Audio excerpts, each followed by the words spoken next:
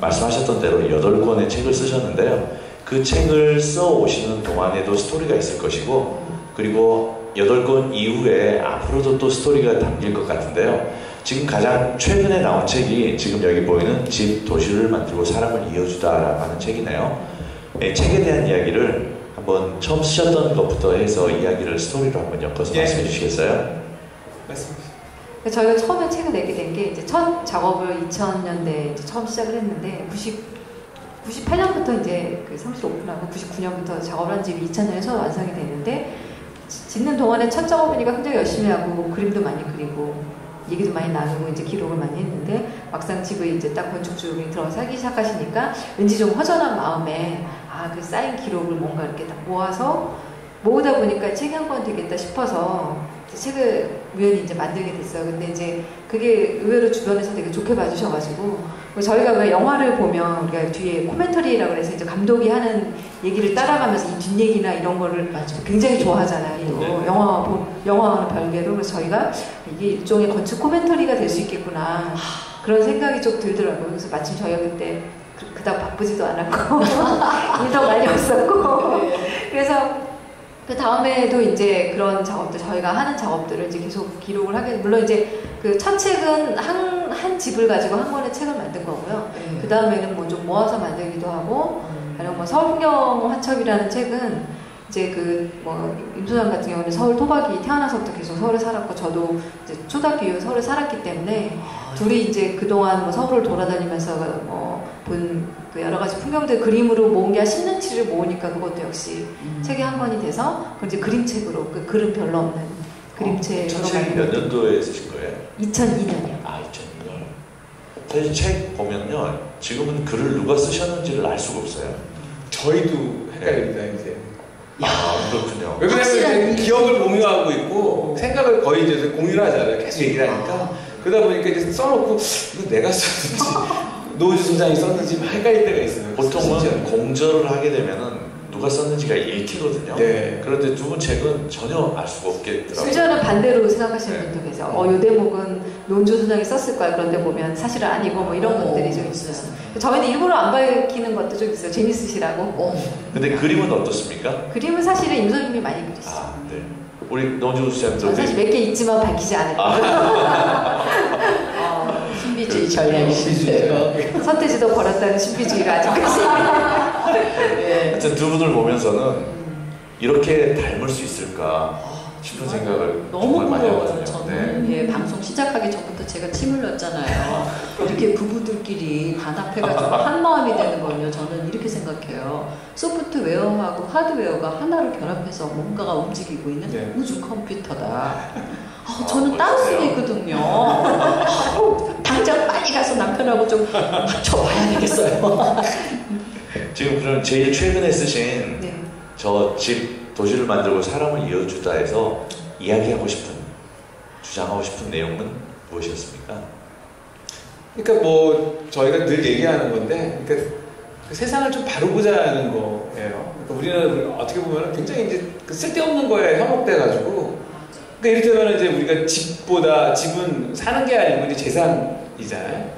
그다음에 애들도 사실은 애들을 사랑하기 위해서 공부를 시키는데 학대가 되는 거잖아요. 사랑하는 방식이 잘못된 거예요. 그러니까 모든 게 이제 그런데, 그러니까 도시도 그렇고 건축도 그렇고, 그러니까 가장 중요한 거를 빼놓고 쓸데없는 거에 우리가 집중을 하는데, 그런 거에 대한 얘기를 하나씩 쓰는 건데, 이제 그거를 키워드를 가지고 이제 풀어나가기 시작한 건데, 그러니까 나는 사람들이 좀 진짜 가치 있는 게 뭔지, 가치에 대해서 좀 생각을 할 때가 되지 않았나, 그런 얘기를 좀 하고 싶어요, 사실. 아까 강연을 듣는 중에 제 마음에도 많이 와닿았던 게, 건축은 대부분의 사람들이 하드웨어다라고 생각을 하거든요. 사실 껍데기인데. 근데 지금 말씀하셨던 것 중에 제일 중요한 소프트웨어가 스토리다. 그렇죠. 이야기다라고. 그 이야기라고 하는 게 누적이 되잖아요. 그 누적된 것에서 사실 힘이 느껴지는데, 우리는 그동안에 그 누적을 많이 버려버렸잖아요.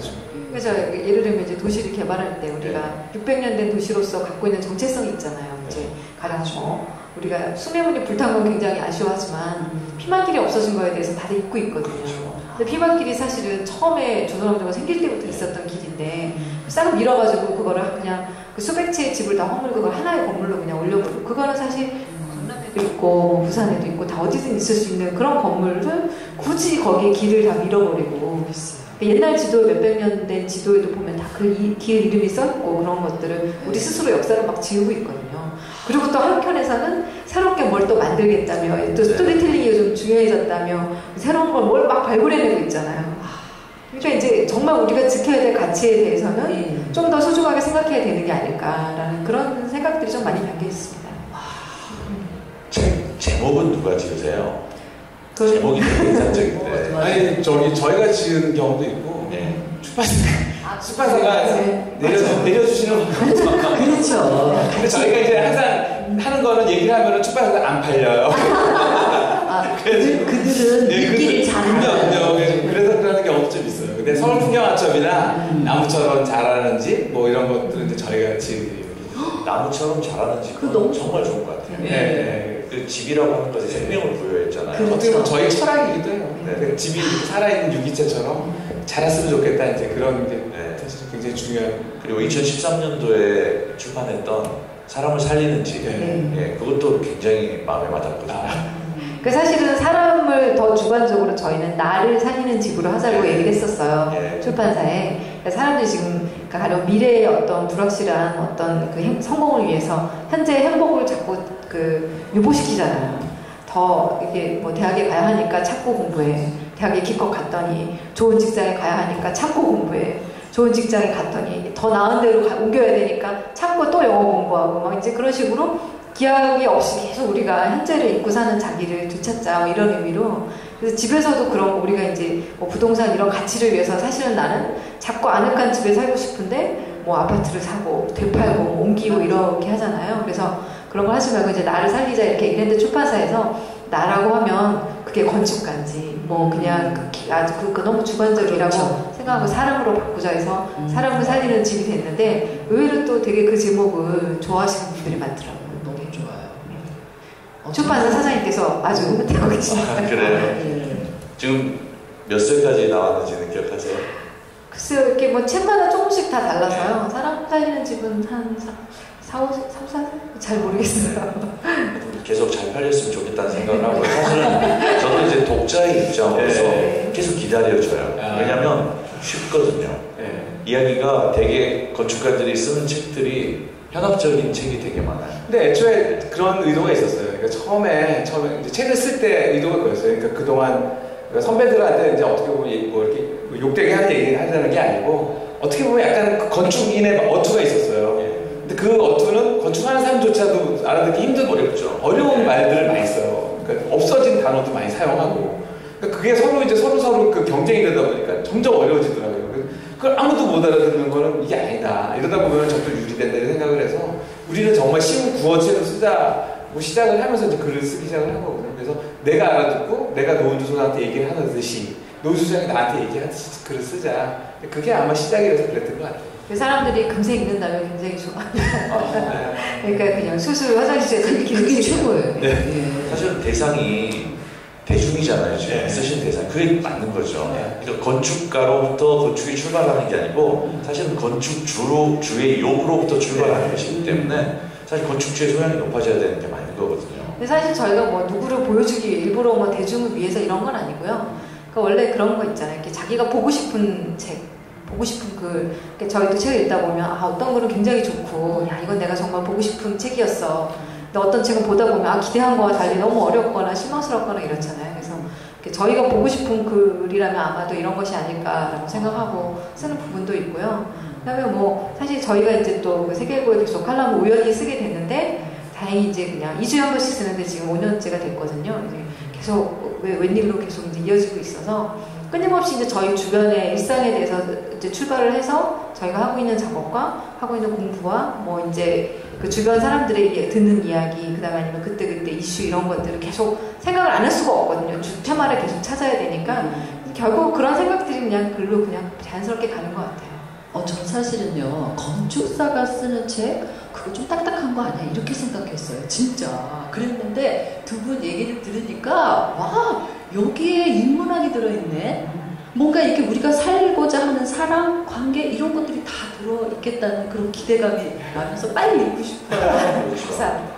아까 말씀하셨지만 중학교 교과서에 책이 글이 실렸잖아요. 매우 바람직한 현상이라고 저는 생각해요. 어려서 좋은 건축에 대한 인상을 갖게 되면은 그들이 이제 소비자가 되고 건축주가 될 때 이런 집을 지어야겠다는 생각을 하게 되잖아요. 저희도 굉장히 영광스럽게 생각을 하고 그렇게 야 이런 게 그래도 사람들이 공감을 하는구나에 대해서 되게 고마워하고 있어요. 저희 얘기에. 이과 문과가요 경계를 허문 첫 번째. 아니, 국어교과서라서 저희가 기술교과서가 아니라 아니 더 좋아요. 더 의미가 있어요. 굉장히 의미가 있고 근데 거기에 이제 그런 얘기가 방금 이제 여태까지 나눴던 얘기지만 건축은 결국 시간을 통해 완성된다. 그렇죠. 이제 그런 식의 얘기 결론인데 저희가 사실 뭐 결론을 그렇게 내려고 한 건 아니고 책의 서문 비슷한 거였는데 그 옆에 이제 예제가 있잖아요. 가로치고 시험 문제 그래서 저자의 의도는 무엇인가 이런 거 보니까 막 풀어도 잘 모르겠거든요. 신기한 경험을 했고 사실 이제 앞으로도 교과서에 실리는 건축가의 글이 더 다양해지고 더 많아졌으면 좋겠어요. 아주 그냥 선두주자가 될 것 같습니다. 지금 중학교 1학년에 자유학기제가 시행되고 있는 거 아세요? 몰라요. 자유학기제라고 하는 게 시행되고 있는데 그 자유학기제가 작년에 처음 시작했고요. 작년에 전국에 1%, 그리고 올해 전국에 800개 학교, 그리고 내년에 1,500개 학교, 그리고 2016년도부터는 전국의 중학교에 의무제로 자유학기제가 시작되는데 자유학기제라고 하는 게 일종의 블랭크를 만들어두는 거예요. 네가 하고 싶은 거 해라 라고 하는 거죠. 근데 이제 작년에 그것을 그렇게 해놨더니 이제 뭘 해야 될지 모르는 거죠. 그래서 올해 서울시교육청에서 17개 과목인가를 제안을 해준 거예요. 요걸 하면 좋다. 그 중에 교과서가 있는 것도 있고 없는 것도 있고. 근데 그 교과서 중에 하나가 내가 살고 싶은 집 만들기라고 하는 게 생겼어요. 그래서 이제 중학교 때부터 건축에 대한 것을 구체적으로 요구를 하고 생각할 수 있는 힘을 갖게 되는 거죠. 맞아요. 의식주 이 세 가지가 얼마나 중요한데, 그렇죠? 사실 우리 집에 대해서는 이제 너무 거대한 어떤 그 희망을 담잖아요. 거기 일색의 꿈이니까 집을 마련한다는 거는. 그러니까 이제 그 소유의 개념에 또 너무 집착하다 보니까 그 또 더 큰 집, 더 좋은 집. 근데 그게 더 좋은 집, 더 큰 집의 기준이 내 기준이 아니고 세상의 기준. 맞아. 그 남들이 좋다고 하는 거에 굉장히 기대고 있거든요. 근데 그거 사실 조금 그 틀을 깨면 나한테 정말 좋은 집은 뭐 옷 같은 거 사실은 남들이 좋다고 해서 무조건 사진 않거든요. 내 몸에 맞아야 사지. 그렇죠. 네. 그 집 같은 경우도 마찬가지일 것 같아요. 그러면 지금 이제 9번째 책을 준비하고 계시는 건가요? 그럼 그 책은 어떤 내용을 담고 있습니까? 준비하고 있는 건 한 3번 정도. 3번 정도? 그러면 90, 10일 한꺼번에. 정말. 이제 하나는 어린이한테 이제 얘기하는 책, 건축 얘기 책이 하나 있습니다. 또 하나는 우리 옛집에 대한 얘기. 그 옛집에 대한 책을 안 냈어요. 제가 사실 옛집을 굉장히 좋아하는데 옛집에 대한 얘기 하나고, 또 하나는 아까 이제 그 포항 우리 집 같은 그런 집이죠. 그러니까 이렇게 편안하고 누구나 이렇게 정말 우리가 그 헐렁헐렁한 그 추리닝 같은 거 있잖아요. 집에 누워서 이렇게 그런 집에 대한 얘기를 가지고 책을 하나 쓸까요? 그렇게 3권을 준비하고 있었거든요. 기대됩니다. 세상에 잠도 안 자시고 책만 쓰시나요? 어떻게 이렇게? 저도 놀래요. 페이스북에 그림 올리시고 하는 거 보면은 참 대단하시다. 어떻게 이렇게 작업을 열심히 할 수 있을까요? 주말에 하고 있습니다. 요즘 너무 바쁘셔서 페이스북 잠시 쉬시죠? 아니 그게 아니고 좀 너무 까불다가 이제 너무 까불면 안 되겠다 해가지고 좀 까불어도 되실 것 같아요. 까불면 안 되겠다. 좀 조용히 살지. 이제 드디어 연말이 되니까 마감이 코앞에 닥쳐서 그렇죠. 이것저것 뭐 이렇게 준비해달라는 요구들이 있어서요. 그리고 이제 일들도 확실히 그 봄, 여름에 비하면 가을, 겨울이 훨씬 시간이 좀 빨리 지나가는 것 같아요. 그래서 어느새 정신 차려보니 벌써 시간이 많이 지나요. 그러면 집필하고 이렇게 설계하고 어떤 시간을 더 많이 쓰세요? 지금은? 아무래도 설계를 물론 설계 이제 많이 쓰고 집필은 정말 짭짭이. 실제로 책을 쓰고 나서 수주하는 데 도움이 되십니까? 저희는 대부분 집 보고 와요. 그렇죠. 저희 건축. 사실 이 메시지는 저희 우리 건축사님들한테 또 건축 활동을 하고 있는 전문가들이 대중을 향한 메시지를 많이 저희 한 90%가 책 보고 오시는 분이에요. 심지어는 최근에는 뭐 한 소설가 2분이 오셨어요. 되게 유명한 소설가 2분이 오셨는데 우리 책을 계속 다 읽었다고 그러면서 오시더라고요. 잘하셨네요. 네, 그래가지고 그러니까 그 의미가 있다고 생각을 해요. 그러니까 그런 것들이 소통이 되는. 저희가 이제 뭐 여러 가지 그 뭐 대외적인 활동을 우연히 하게 됐지만 대부분 오시는 분들은 이제 책을 뭐 도서관에서 보셨거나 한 10년 전부터 저희 책을 계속 보시다가 집이라는 게 이제 하루아침에 결심할 수 있는 게 아니기 때문에 가령 대중매체나 이런 TV를 봤다고 혹은 신문을 봤다고 갑자기 그 사람을 찾아가게 되는 건 좀 거짓말이고요. 오랫동안 이제 저희를 지켜보셨던 분들이 찾아오시는 경우가 많고 저희 생각을 알고 오셨으니까 얘기도 훨씬 쉽게 풀리고 그분의 얘기를 풀어놓는 것도 더 마음을 열고 하시니까 더 건축 작업이 즐거워지죠. 그러면 지금 책에 관련한 이야기에서 이제 집으로 이야기를 좀 넘기겠는데요. 네. 잠시 후에 3부에서 우리 두 분 건축사님 모시고 다시 한번 이야기를 나누도록 하겠습니다. 자, 2부는 여기서 마치겠습니다.